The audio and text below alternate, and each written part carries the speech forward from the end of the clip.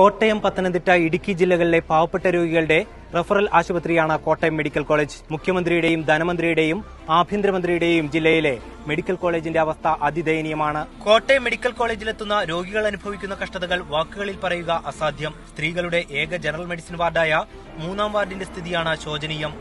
65 കിടക്കകൾ മാത്രമുള്ള ഈ വാർഡിൽ എപ്പോഴും ഉണ്ടാകും 150-ലധികം രോഗികൾ. കിടക്കക്കടിയിലും തറയിലുമായി നിരവധി പേരാണ് കഴിയുന്നത്. പല സൂപ്പർ സ്പെഷ്യാലിറ്റി വിഭാഗങ്ങളിലും 2-ൽ താഴെയാണ് ഡോക്ടർമാർ. പ്രധാനപ്പെട്ട 24 വിഭാഗങ്ങളിൽ 25% ഡോക്ടർമാരുടെ കുറവുണ്ട്. മറ്റേത് സർക്കാർ ആശുപത്രികളുടെ സ്ഥിതി തന്നെയാണ് ശുചിത്വത്തിന്റെ കാര്യത്തിൽ കോട്ടയം മെഡിക്കൽ കോളേജിന്റെ അവസ്ഥ.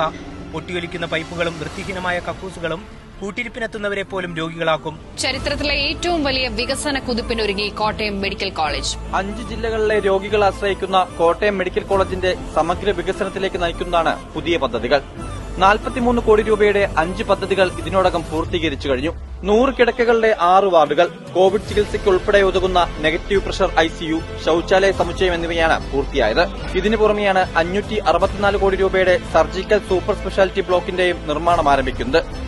8 നിലകളിലായി 400 കിടക്കകൾ, 14 ആധുനിക ഓപ്പറേഷൻ തിയേറ്ററുകൾ, 54 ICU കിടക്കകൾ എന്നിവ ഉൾക്കൊള്ളുന്നതാണ് സർജിക്കൽ സൂപ്പർ സ്പെഷ്യാലിറ്റി ബ്ലോക്കുകൾ. ആദ്യഘട്ടമെന്ന നിലയിൽ കിഫ്ബി 134 കോടി രൂപ അനുവദിച്ചു. ഇതിനു പുറമെ 45 കോടി രൂപയുടെ മറ്റ് 9 പദ്ധതികളും അവസാന ഘട്ടത്തിലാണ്.